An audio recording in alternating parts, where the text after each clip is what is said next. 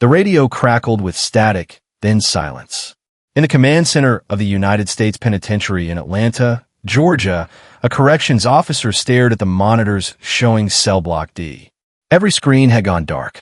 It was 11:47 p.m. on November 23, 1987, and something was very wrong. Within 90 seconds, every alarm in the facility would scream to life. Within 3 minutes, 121 Cuban detainees would control an entire wing of a federal prison. And within 6 hours, the warden would be trapped inside his own office, surrounded by men with nothing left to lose. This wasn't a riot that started over bad food or poor conditions. This was calculated, organized, and it exposed a crack in the American prison system that prison officials had been warned about for months. The Atlanta prison uprising wasn't the only one. On the exact same day, 1,400 miles away in Oakdale, Louisiana, another federal detention center erupted into chaos. 2 simultaneous prison takeovers. Same demands, same fury. The coincidence was impossible, because it wasn't a coincidence at all. By the time federal negotiators arrived, fires were burning in both facilities. Hostages were being held, and the guards who were trained to maintain control had lost it completely. The Bureau of Prisons was facing its worst crisis in modern history, and it would take 11 days to resolve. But here's what the official reports never fully explained. How did 121 detainees, men who weren't even convicted criminals but asylum seekers in legal limbo, manage to seize control of a maximum security federal prison? What happened in those first chaotic minutes when the guards realized they were outnumbered and outmaneuvered? The answer is buried in incident reports, negotiator logs, and the testimony of correctional officers who were there. What they describe isn't just a breakdown of security. It's a breakdown of trust, communication, and humanity itself. Before we dive in, drop a comment and let us know where you're watching from. We'd love to hear from you. If you enjoy true crime stories like this, be sure to like the video, subscribe, turn on the notification bell, and share it with someone who'd love it too. This is the story of the day the guards lost control and the 11 days of chaos that followed. If you enjoy real, gripping prison documentaries and true stories, don't forget to like this video, leave a comment, and share it with your friends and family. Hit that subscribe button and turn on notifications so you never miss more shocking and exclusive content. The powder keg. The Cuban detainees at Atlanta's federal penitentiary weren't supposed to be there in the first place. They were Marielitos, part of the 125,000 Cuban refugees who arrived during the Mariel boat lift of 1980. Fidel Castro had opened the port of Mariel, allowing anyone who wanted to leave Cuba to go. What the United States didn't realize until it was too late was that Castro had also emptied his prisons and mental institutions, mixing violent criminals and the mentally ill with legitimate asylum seekers. By 1987, roughly 2,500 of these detainees remained in federal custody, not convicted of crimes in the United States, but held indefinitely because Cuba refused to take them back. They existed in legal limbo. No trial, no sentence, no release date. According to a 1987 report by the Miami Herald, some had been detained for over 7 years without knowing if they would ever be free. Inside the Atlanta penitentiary, these men lived alongside convicted federal prisoners. The facility was built to house 900 inmates. By November 1987, it held over 1,500. The Cuban detainees occupied their own sections, but the overcrowding created constant friction. Officer Michael Roberts, a 10-year veteran of the Bureau of Prisons, later testified that the tension had been building for months. "You could feel it," he said in a deposition. "Every day it got worse. They'd ask us when they were getting out, and we had nothing to tell them." The breaking point came on November 20th, 1987, 3 days before the uprising. News broke that the Reagan administration had reached an agreement with Cuba. The deal would allow the United States to deport 2,500 Cuban detainees back to Castro's Cuba. For the men in Atlanta and Oakdale, this was a death sentence. Many had fled political persecution. Others feared retaliation for leaving. Going back meant prison, or worse. According to Bureau of Prisons records, the announcement triggered immediate unrest. Detainees refused meals. Some began destroying property in their cells. Prison officials requested additional staff, but the reinforcements never arrived in sufficient numbers. On November 21st, a group of detainees submitted a formal petition to the warden. The document, later entered as evidence in federal court, outlined their fears and demanded legal representation. The warden promised to forward it to Washington, but by then, it was already too late. What prison officials didn't know was that leaders among the Cuban detainees had been communicating with detainees at Oakdale. Phone privileges, supposedly monitored, had been used to coordinate. Visitors had passed messages. The plan was simple but effective: simultaneous uprisings to force the government to abandon the deportation agreement. Officer Thomas Chun was working the day shift on November 23rd. He later told investigators that the morning felt off. Detainees who normally spoke to guards were silent. Others watched the officers with an intensity that made him uncomfortable. "I told my supervisor something was going to happen," Chun recalled in his testimony. "He told me I was being paranoid." At 11:30 a.m., the tension broke. It started in the recreation yard at Oakdale, Louisiana. According to the official timeline reconstructed by the FBI, a group of detainees overpowered 2 guards during an outdoor exercise period. Within minutes, they had seized control of the yard and taken the officers hostage. Fire alarms were pulled. Buildings were set ablaze. The news reached Atlanta within the hour, but not through official Bureau of Prisons channels. The detainees in Atlanta learned about Oakdale first through a smuggled radio. That's when everything went dark. At 11:47 p.m., 12 hours after Oakdale erupted, the lights in Cell Block D at the Atlanta Penitentiary cut out. Not a power failure. Someone had accessed the electrical panel and deliberately killed the lights. In the darkness, cell doors that should have been electronically locked began to open. Officer Jennifer Wallace was making her rounds when it happened. In her incident report, she described hearing the metallic clang of dozens of cell doors opening simultaneously, followed by the sound of running feet. "I hit my radio to call for backup," she wrote. "All I got was static." The detainees had been preparing for this moment. Some had fashioned crude weapons from metal bed frames and commissary items. Others had stolen tools from work assignments in the prison workshop. They moved with precision, targeting specific areas: the control room, the medical wing, and the warden's administrative offices. By midnight, 121 Cuban detainees controlled an entire wing of the prison. They held 89 hostages, correctional officers, medical staff, and administrative personnel. And they had one clear demand: cancel the deportation agreement, or the hostages would pay the price. The Atlanta uprising was now in full effect, and the guards who were supposed to stop it never saw it coming. The first hours, the FBI's hostage rescue team received the alert at 12:17 a.m. on November 24th. 2 federal prisons, nearly 200 hostages combined, and no clear understanding of what the detainees wanted beyond stopping the deportations. Special Agent Gary Nosner, who would later become the FBI's chief negotiator, arrived at the Atlanta Penitentiary at 3:45 a.m. What he found was a fortress turned inside out. The detainees controlled the interior. Law enforcement controlled the perimeter. And in between was a no-man's land of uncertainty. Inside the prison, the hostages were being sorted. According to testimony from Officer David Mitchell, who was taken hostage in the initial assault, the detainees separated the prisoners into groups based on their jobs. They knew exactly who they wanted, Mitchell later told investigators. Medical staff went to one area. Officers who worked the cell blocks went to another.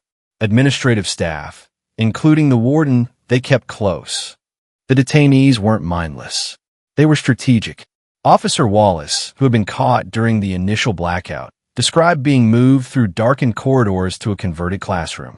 There, roughly 30 hostages sat on the floor while detainees stood guard. One of them spoke perfect English, Wallace recalled in her deposition. "He told us if we cooperated, we wouldn't be harmed.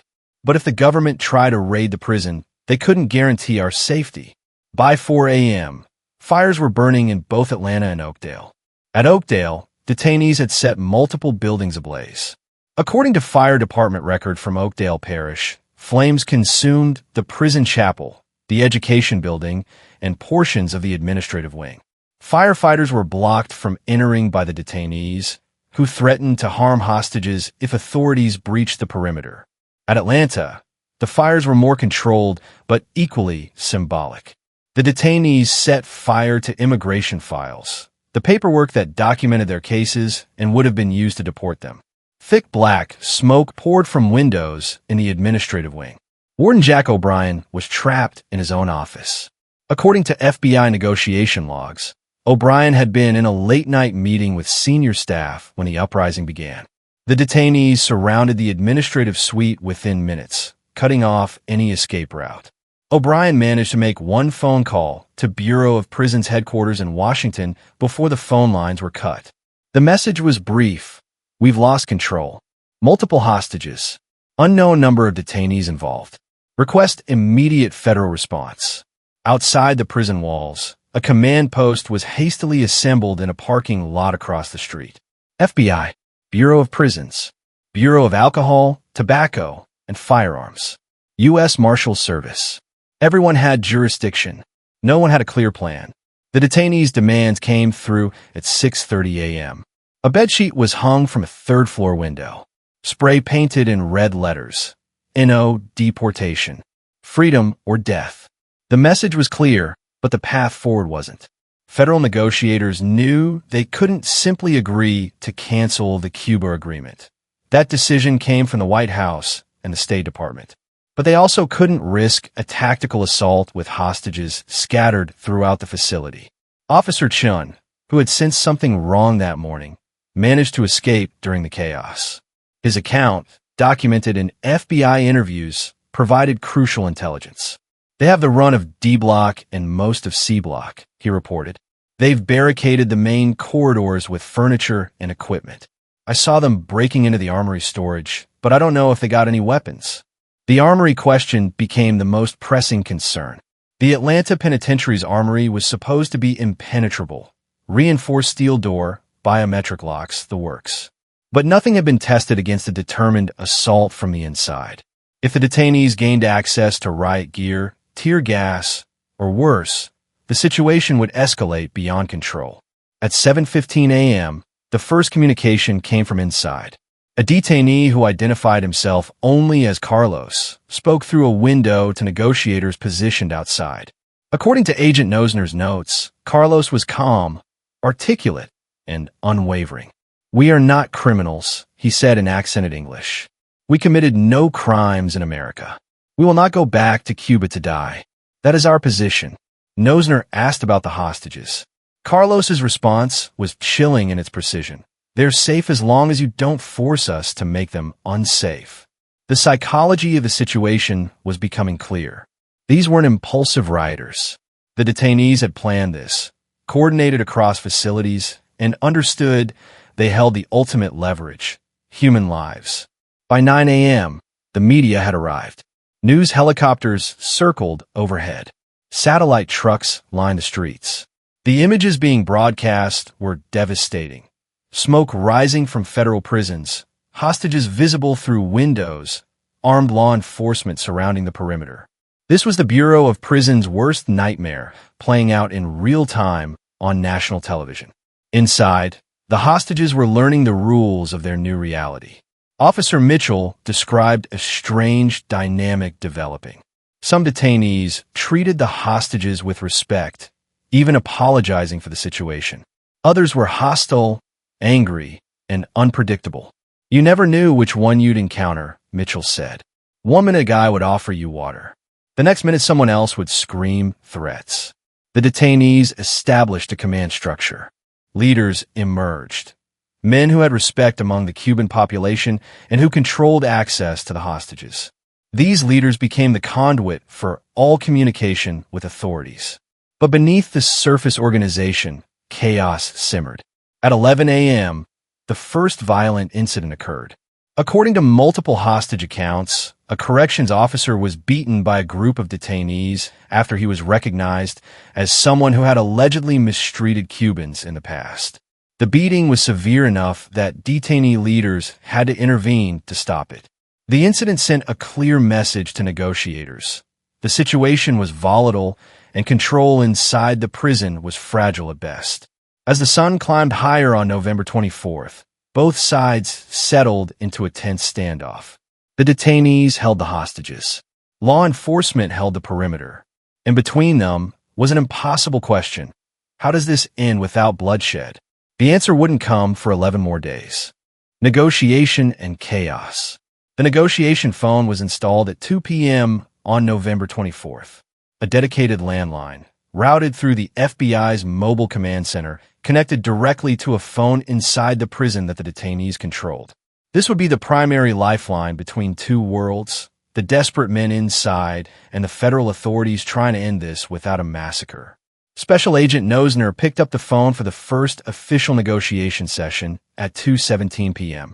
On the other end was a man who identified himself as Luis. According to Nosner's contemporaneous notes, Luis spoke English well and demonstrated a clear understanding of their leverage. "We know you can't promise anything," Luis said, as documented in FBI transcripts. "But you can get someone who can. We want to talk to someone from immigration, someone from Washington. We want lawyers, and we want the media to know what's happening to us." The demands were carefully crafted.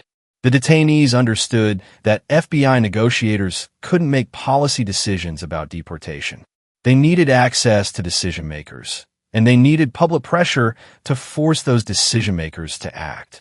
Nosner's response followed standard negotiation protocol. Build rapport, show empathy, buy time. "I hear you, Luis. I understand you're scared. Let's talk about the hostages. Can you show me everyone's okay?" What happened next revealed just how organized the detainees had become.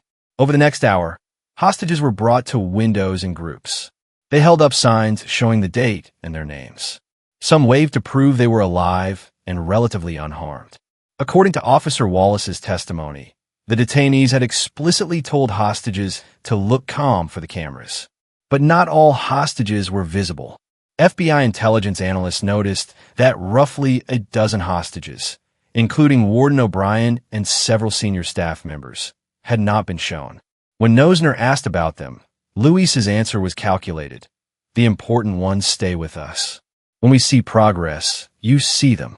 The implication was clear. These were the high-value hostages, held in reserve as insurance against a tactical assault. At Oakdale, the situation was deteriorating faster.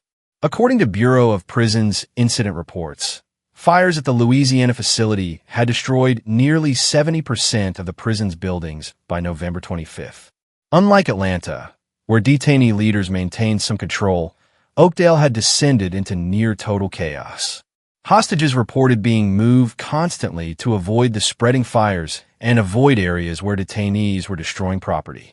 The contrast between the two facilities was striking. Atlanta's uprising had structure and leadership.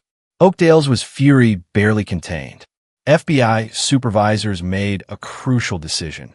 Focus negotiation efforts on Atlanta, where there was someone coherent to negotiate with. If Atlanta could be resolved, Oakdale might follow. On November 25th, the first breakthrough came, but not from the FBI. Bishop Augustin Roman, a Cuban-American Catholic bishop from Miami, contacted the Bureau of Prisons and offered to mediate. Roman was respected in the Cuban exile community and had credibility that federal agents lacked. According to news reports from the Miami Herald, Roman believed he could bridge the gap between the detainees' fears and the government's position. The FBI was skeptical. Bringing in outside negotiators violated standard hostage rescue protocols. But standard protocols were designed for bank robberies and kidnappings, not a coordinated uprising across two federal prisons with nearly 200 hostages. At 6 p.m. on November 25th, Bishop Roman entered the Atlanta penitentiary. According to his later interviews with Spanish-language media, what he found inside shocked him. The detainees weren't hardened criminals. Many were ordinary people caught in an impossible situation. They were terrified, Roman told reporters. They believed if they went back to Cuba, they would be executed or imprisoned forever. Roman spent 3 hours inside the prison that first night, speaking with detainee leaders and some hostages. When he emerged, he carried a more detailed list of demands. Cancel all deportations until each case could be reviewed, individually provide legal representation for every detainee, allow independent human rights observers to inspect the facilities, guarantee no retaliation against uprising participants, improve detention conditions for those who remained in custody. The demands had evolved from a simple no deportation to a comprehensive reform platform. The detainees were thinking long-term. But while negotiations inched forward in Atlanta, the violence in Oakdale was escalating. On November 26th, a group of detainees at Oakdale attacked a corrections officer who they claimed had abused them prior to the uprising. According to FBI reports, the officer was beaten severely and required immediate medical attention. Detainee leaders allowed him to be released to authorities, but the incident demonstrated how quickly the situation could turn deadly. The beating sent shockwaves through the hostage population at both facilities. If detainees would attack one of their captives at Oakdale, what prevented the same from happening in Atlanta? Officer Mitchell later described the psychological warfare of those middle days. "You'd hear rumors," he said in his testimony. Someone would say they heard the government was planning a raid. Then you'd hear that detainees were preparing to fight back. You never knew what was true.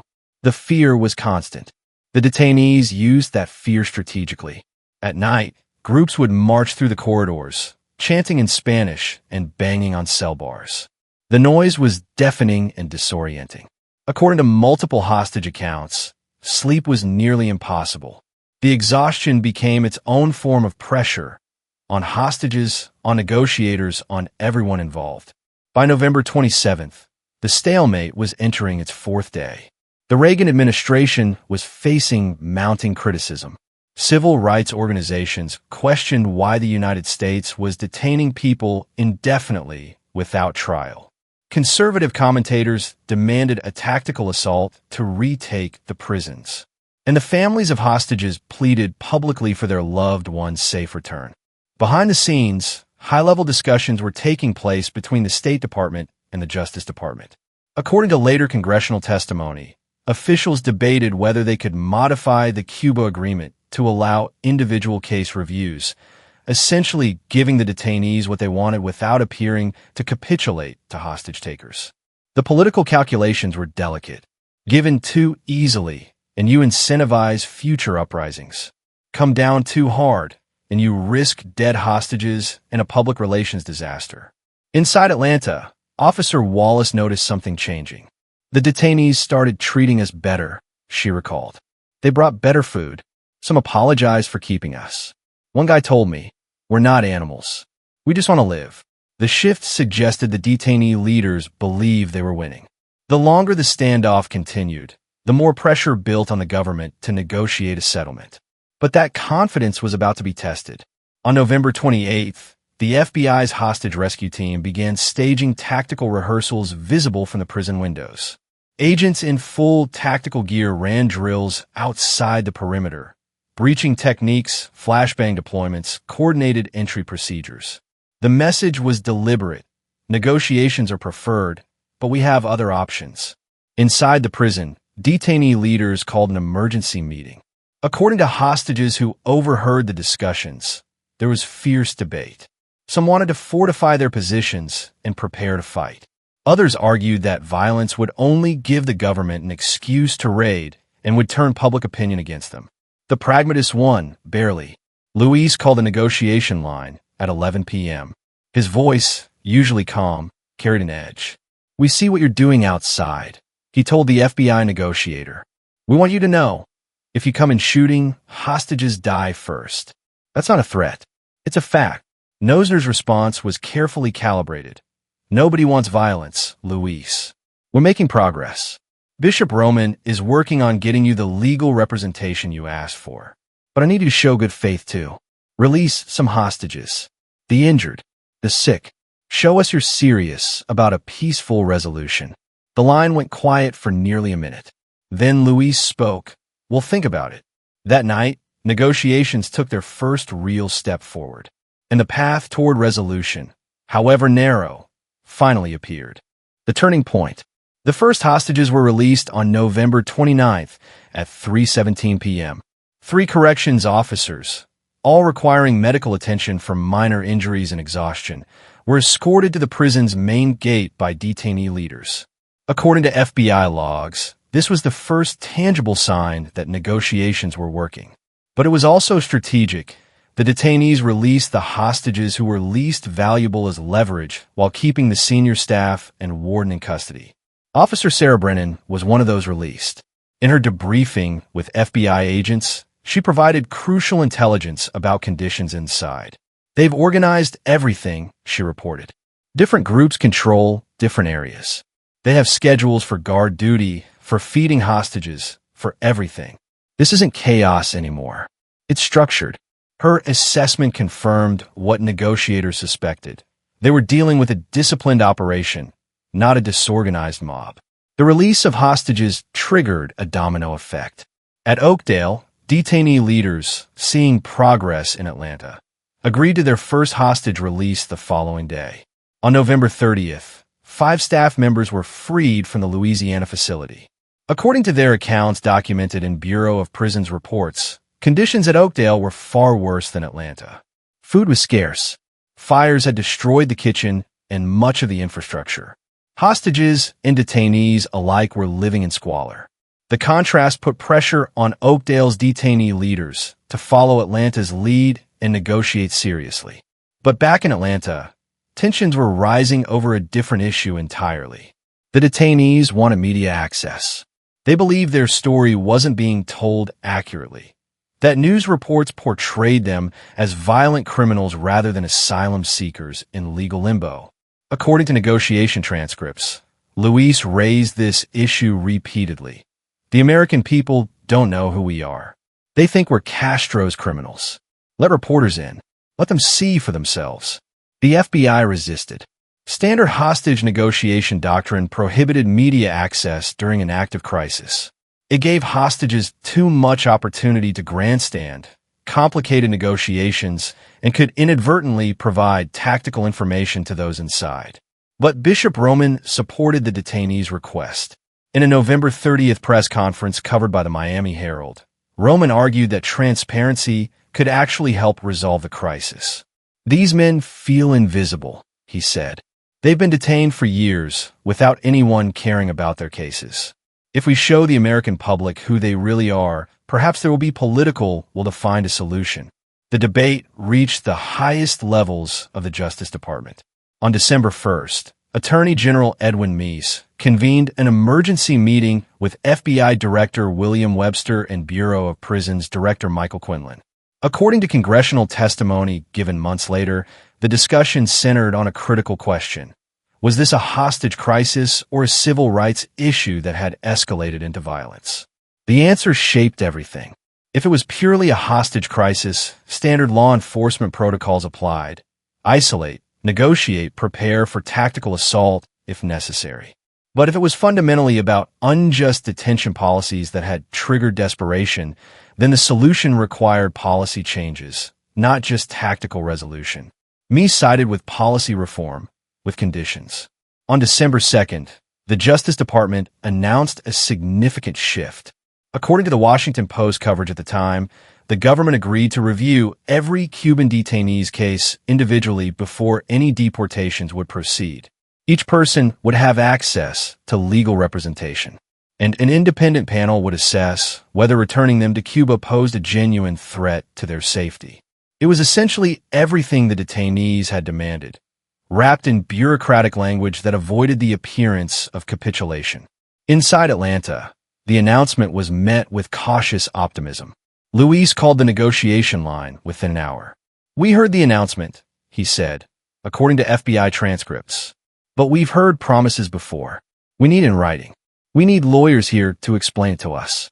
And we need guarantees about retaliation." The negotiation had entered its most delicate phase, converting verbal promises into concrete agreements that both sides could trust. Meanwhile, the hostages were becoming an increasingly complex factor. According to testimony from multiple officers, a form of Stockholm Syndrome was developing in some cases. Hostages who had spent days in close quarters with detainees began to see them as individuals rather than captors. Some learned about the detainees' fears of returning to Cuba, their families, their years of legal limbo. Officer Mitchell described a conversation he had with a detainee named Jorge. He showed me a letter from his daughter in Cuba, Mitchell recalled. She was 12. He hadn't seen her in 7 years. He told me if he got deported, the Cuban government would probably arrest him for leaving, and she'd grow up without a father anyway. I couldn't help but feel for him, even though he was holding me hostage. This emotional complexity made the situation even more dangerous. Hostages who sympathized with their captors might not cooperate fully with a rescue operation. They might hesitate, warn the detainees, or freeze at critical moments. The FBI's tactical planners had to account for this psychological reality. On December 3rd, lawyers from the American Civil Liberties Union and the Legal Aid Society arrived at both facilities to meet with detainees. The decision to allow legal representation was unprecedented during an active hostage crisis. But it served multiple purposes. It demonstrated good faith from the government. It gave detainees expert advice on the proposed agreement, and it created independent witnesses to the negotiation process. Attorney Maria Rodriguez was part of the ACLU team that entered Atlanta. In her later account published in a law journal, she described the surreal experience of walking through a prison controlled by the inmates. They were incredibly organized, she wrote. They had designated spokespeople. They had documented their complaints. They understood the legal concepts involved in their cases better than I expected. The lawyers spent 2 days inside, reviewing the government's proposal and explaining it in detail to detainee leaders. The core of the agreement was straightforward. Detainees would release all hostages and surrender peacefully. In return, each case would be reviewed individually with legal representation. Only those deemed to pose a genuine public safety threat or who had committed serious crimes in the U.S. would face deportation. The rest would have a path to remain, either in supervised release or continued detention under improved conditions. But the devil was in the details. What constituted a public safety threat? Who would conduct the reviews? How long would the process take? Would participation in the uprising itself count against them? These questions consumed hours of negotiation. On December 4th, a breakthrough came from an unexpected source: the hostages themselves. Warden O'Brien, who had been held since the beginning, managed to send a message through Bishop Roman. According to FBI records, O'Brien's message was simple but powerful. The detainees kept their word about our safety. I believe they'll keep their word about surrendering if the government keeps its promises. Let's end this. Coming from the highest-ranking hostage, the message carried enormous weight. That night, FBI negotiators and detainee leaders worked through the final details of the agreement. The phone line stayed active for 6 straight hours. Every word was negotiated. Every guarantee was scrutinized. At 2:43 a.m. on December 5th, Louise spoke the words that would end the crisis. We have an agreement. The 11-day siege was almost over. But the hardest part, trusting each other enough to execute the agreement, still lay ahead. Surrender. The agreement was signed at 4:15 a.m. on December 5th, but the real test came with daylight. At 8 a.m., negotiators from both sides gathered to finalize the surrender logistics. According to FBI protocols documented in after-action reports, the process had to be methodical. Rushed surrenders in hostage situations create opportunities for violence, either from desperate captors making last-minute demands or from law enforcement officers on edge after days of tension. The plan was designed to minimize every risk. Hostages would be released in groups of 10, starting with those who needed medical attention. After each group exited safely, detainees would surrender in corresponding numbers. The entire process would be monitored by Bishop Roman and the ACLU attorneys to ensure both sides honored the agreement. At 9:30 a.m., the first group of hostages walked out of the Atlanta penitentiary. Television cameras captured the moment. 10 corrections officers, exhausted and emotional, emerged from the main entrance. Some wept. Others walked with visible injuries. According to news footage from CNN and ABC that aired that day, family members who had been waiting outside the perimeter for 11 days rushed forward, only to be held back by law enforcement maintaining the secure zone. Officer Wallace was in that first group. In her later testimony, She described the surreal experience of walking from captivity to freedom. "I didn't believe it was real until I was outside the gate," she said. "Even then, part of me expected something to go wrong." Her fear wasn't unfounded. Inside the prison, tensions remained high among the detainees themselves. According to accounts from the ACLU attorneys who were present, some detainees wanted to maintain control longer, convinced the government would betray them once the hostages were safe. Others were ready to end it immediately. Luis and the other leaders spent hours convincing the holdouts. They reminded everyone that they had a signed agreement. Attorney Rodriguez later wrote. They pointed out that Bishop Roman had staked his reputation on the government's word. And they made a practical argument. Every hour they held hostages gave the FBI more reason to raid instead of honoring the deal. The pragmatists prevailed, but barely. At 11 a.m., the second group of hostages was released. Then a third at 1 p.m. Each time, detainees surrendered in corresponding numbers, walking out with their hands visible, submitting to searches, and being taken into federal custody. The FBI had promised that participation in the uprising would not automatically result in criminal charges. Instead, each case would be evaluated individually. Detainees who had protected hostages or prevented violence might face no additional consequences. Those who had committed assaults or destroyed property will be prosecuted. By 4 p.m., Warden O'Brien emerged. He had been held for 11 days in his own administrative offices. According to his later testimony before Congress, the detainees had treated him respectfully throughout the ordeal. They weren't monsters, O'Brien said. They were desperate men who felt they had no other option. "I don't condone what they did, but I understand why they did it." His statement was controversial. Some saw it as Stockholm Syndrome. Others viewed it as an honest assessment from someone who had witnessed the detainees' humanity up close.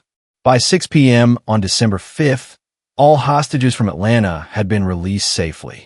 The final count, 89 hostages held for 11 days, all released alive. The injuries were relatively minor: bruises, exhaustion, dehydration, psychological trauma. But no deaths, no sexual assaults, no torture. Given the circumstances, it was an extraordinary outcome. At Oakdale, the surrender process followed a similar pattern, but with more complications. The Louisiana facility had suffered far more damage. According to Bureau of Prisons damage assessments, approximately $20 million worth of destruction had occurred. Burned buildings, demolished infrastructure, destroyed records. The physical scars of the uprising would take years to repair. The final detainee surrenders at both facilities occurred on December 6th. In total, 121 detainees at Atlanta and approximately 1,000 at Oakdale surrendered peacefully. As each man was processed, his name was checked against the agreement. FBI agents, Bureau of Prisons officials, and independent observers documented everything to ensure transparency. The legal process that followed would be complex and lengthy. According to the agreement, each detainee would receive an individual review hearing. Immigration judges would assess whether they posed a genuine public safety threat or qualified for asylum protections. The process would take months, even years in some cases. Of the 2,500 Cuban detainees originally slated for deportation, approximately 1,800 were eventually allowed to remain in the United States under various legal statuses. The remaining 700, those with serious criminal records or who were determined to pose genuine public safety risks, were eventually deported to Cuba over the following decade. But the immediate aftermath focused on the hostages. Medical teams evaluated each released hostage. Physical injuries were treated first: cuts, bruises, dehydration. Then came the psychological assessment. According to reports from the Bureau of Prisons Employee Assistance Program, nearly all hostages showed signs of trauma. Some developed PTSD.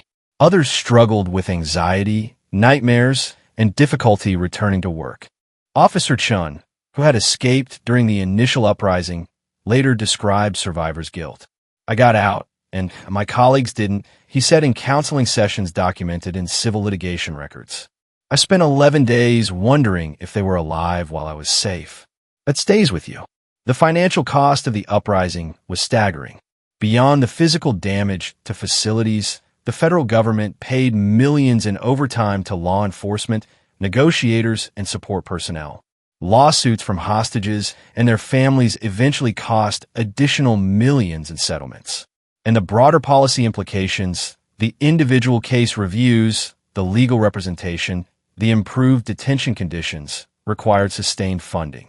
Congress held hearings in early 1988 to investigate what went wrong.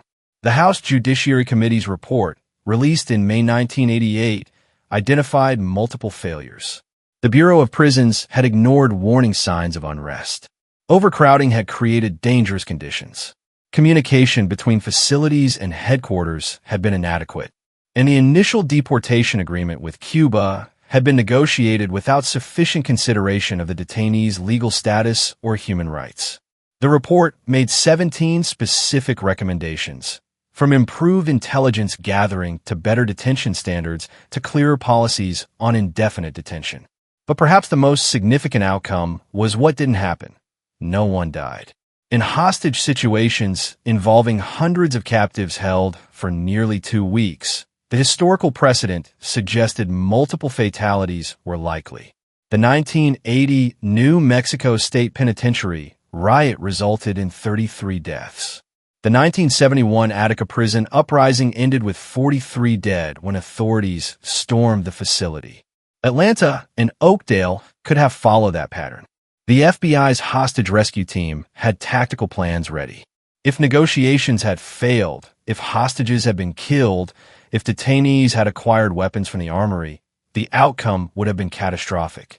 The peaceful resolution came down to several factors. First, the detainees' leadership maintained discipline and prevented the situation from devolving into pure violence. Second, the FBI and other agencies showed restraint, prioritizing negotiation over tactical assault. Third, mediators like Bishop Roman provided credibility that bridged the trust gap. And fourth, the government ultimately addressed the underlying grievance, the deportation policy, rather than simply trying to overpower the detainees. Officer Mitchell, reflecting on the experience years later in an oral history project, put it simply, both sides had the power to make it a bloodbath, and both sides chose not to. That's what saved us. The Atlanta and Oakdale uprisings remain the longest prison hostage crisis in U.S. history, and they serve as a case study in how even the most volatile situations can be resolved through patience, negotiation, and addressing root causes rather than just symptoms.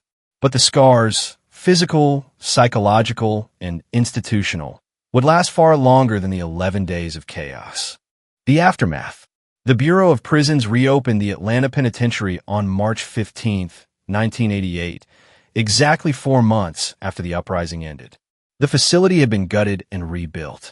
New security systems, reinforced control rooms, additional staff. According to federal budget documents, the renovations cost $31 million. But the physical repairs were the easy part. Rebuilding trust between staff and inmates, between the Bureau and the public, between the government and the Cuban detainees, would take much longer. Officer Wallace returned to work that spring, but only after months of counseling. In depositions related to civil lawsuits filed by corrections officers, Wallace described the psychological toll of returning to the same hallways where she had been held hostage. "Every sound made me jump," she testified. "I'd see an inmate and my heart would race, even though it wasn't the same people." The fear doesn't just go away because the crisis ended. She wasn't alone. According to Bureau of Prisons internal reports, approximately 40% of the hostages who returned to corrections work eventually left the profession within 5 years. The trauma had fundamentally altered how they viewed their jobs and their safety. The detainees faced their own reckoning.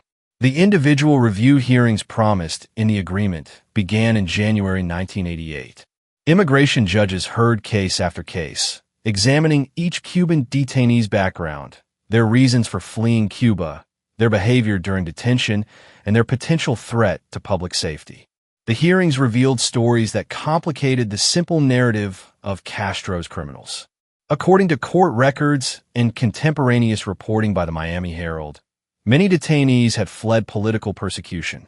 Some were gay men escaping Cuba's brutal treatment of LGBTQ individuals. Others were dissidents, artists, or people who had simply wanted economic freedom. Yes, Castro had included criminals in the boat lift, but they were mixed among thousands of legitimate refugees. One case that received significant attention involved a detainee named Roberto Martinez. Martinez had been a teacher in Cuba who fled after being imprisoned for criticizing the government. He had no criminal record in Cuba or the United States. He had been detained at Atlanta for 6 years based solely on the presumption that he might be dangerous. During the uprising, according to multiple hostage testimonies, Martinez had protected officers from violence and helped negotiate the peaceful surrender. In April 1988, an immigration judge granted Martinez asylum. He was released and eventually became a U.S. citizen. His case became a symbol of how the indefinite detention policy had swept up innocent people alongside genuine threats. But not all cases ended that way. Detainees who had committed violent crimes in the United States or who had documented gang affiliations were deported. According to State Department records, approximately 700 of the original 2,500 detainees were eventually returned to Cuba between 1988 and 1998. For them, the fears they had expressed during the uprising became reality. The legal precedent established by the Atlanta and Oakdale cases reshaped immigration detention policy. In 1989, the Supreme Court heard arguments in a case stemming directly from the uprising. The question: could the United States indefinitely detain non-citizens who had committed no crimes on U.S. soil? The court's decision, while complex, established that indefinite detention without individualized review violated due process rights. The ruling didn't just affect Cuban detainees. It set standards that would influence immigration detention policy for decades, affecting how the government handled refugees, asylum seekers, and undocumented immigrants from all countries. Meanwhile, the corrections officers who had lived through the crisis were fighting their own battles. In 1989, a class action lawsuit was filed by 63 former hostages against the Bureau of Prisons.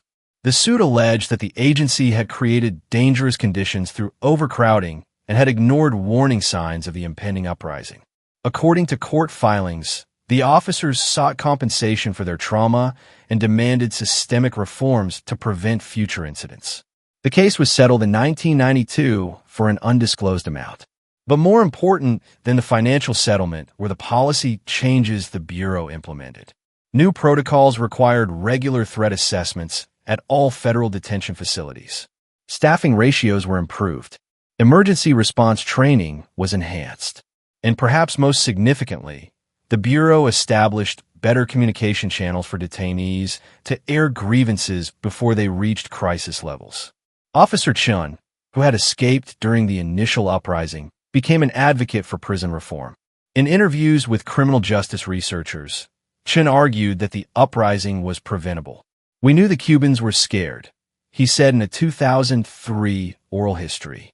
"We knew they felt trapped. But the system didn't have a way to address those fears until they turned into violence. That's the real failure." His perspective reflected a broader shift in how corrections professionals viewed their work. Less as simple custody and control, more as managing human beings with legitimate concerns and rights. The physical scars at Oakdale took even longer to heal. The Louisiana facility remained partially closed until 1995. When it finally reopened at full capacity, it operated under a consent decree requiring enhanced oversight and improved conditions. The decree came from a federal lawsuit filed by civil rights organizations based on the conditions that had contributed to the 1987 uprising. But perhaps the most lasting impact was on the Cuban-American community. The uprising forced a national conversation about how the United States treated refugees and asylum seekers.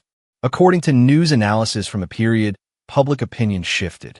Initial coverage had portrayed the detainees as dangerous criminals. But as their stories emerged, the years of legal limbo, the lack of due process, the fear of being returned to persecution, sympathy grew. Cuban-American organizations leveraged that sympathy into political pressure. They lobbied Congress to improve refugee processing, They provided legal aid to detainees navigating the review hearings, and they ensured that the Mariel generation's experience wouldn't be forgotten. By the mid-1990s, the last of the Cuban detainees from the Mariel boat lift had either been released, deported, or died in custody. The chapter had closed, but its lessons remained. In 2019, researchers from Georgetown University published a comprehensive study of the Atlanta and Oakdale uprisings.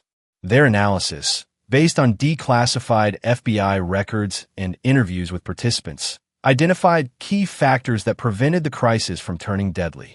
First, the detainees' self-imposed discipline and their decision to protect hostages rather than harm them. Second, law enforcement's patient negotiation strategy rather than immediate tactical assault. Third, the involvement of trusted mediators like Bishop Roman who could bridge cultural and linguistic barriers. And fourth, the government's willingness to address the underlying policy grievance rather than simply crushing the uprising by force. The researchers concluded that the Atlanta and Oakdale cases represented a rare instance where a prison crisis was resolved through addressing root causes rather than overwhelming force. Today, the United States Penitentiary in Atlanta operates as a medium security facility. The cell blocks where 121 men once seized control have been renovated beyond recognition. New inmates have no idea of the history that unfolded there. But the corrections officers who survived remember. In 2017, on the 30th anniversary of the uprising, a small group of former hostages gathered privately. No media, no official ceremony, just people who had shared an experience that forever changed them. Officer Wallace attended. So did Officer Mitchell. Warden O'Brien, retired and in his 80s, sent a letter that was read aloud. "We were not heroes," O'Brien's letter stated. "We were ordinary people caught in extraordinary circumstances. What I learned in those 11 days is that even in the darkest situations, people on both sides of the bars are still human beings. That's a lesson I hope our criminal justice system never forgets. The truth beneath the chaos." The Atlanta and Oakdale prison uprisings of 1987 weren't really about violence. They were about what happens when human beings are trapped in legal limbo, detained indefinitely, without trial, without knowing if they'll ever be free, without hope. The detainees didn't start the uprising because they were criminals. They started it because they were desperate. And the fact that it ended peacefully, with no deaths despite nearly 200 hostages held for 11 days, says something profound about human nature. It says that even in the most volatile situations, even when people have every excuse to turn violent, most choose restraint when given any alternative path. The guards who were held hostage could have been killed. The detainees who surrendered could have been massacred in a tactical assault. Either outcome was possible. Both sides had that power. But both sides chose differently. That's the real story of November 1987. Not the chaos, but the choice. The choice to negotiate rather than fight. To listen rather than attack. To see the humanity in people's society had labeled as disposable. The criminal justice system learned lessons from Atlanta and Oakdale. Indefinite detention policies changed. Due process protections improved. Oversight increased. But the most important lesson wasn't institutional. It was personal. Every correctional officer who survived carried the memory of sitting across from someone holding them hostage and realizing that person was scared, just like they were. Every detainee who surrendered peacefully made a choice to trust a system that had given them little reason to trust. And somehow, impossibly, it worked. The 11 days that the guards lost control became the 11 days that proved people could choose humanity even in the midst of chaos. That's the legacy worth remembering. If you want to understand more about how the American criminal justice system handles crisis situations, check out our video on the Attica prison uprising, a similar story that ended very differently. The link is in the description. And if this story made you think differently about prisons, detention, or the people caught inside them, drop a comment below. We read every one. Thanks for watching. Don't forget to like, subscribe, and hit that notification bell. We'll see you in the next one.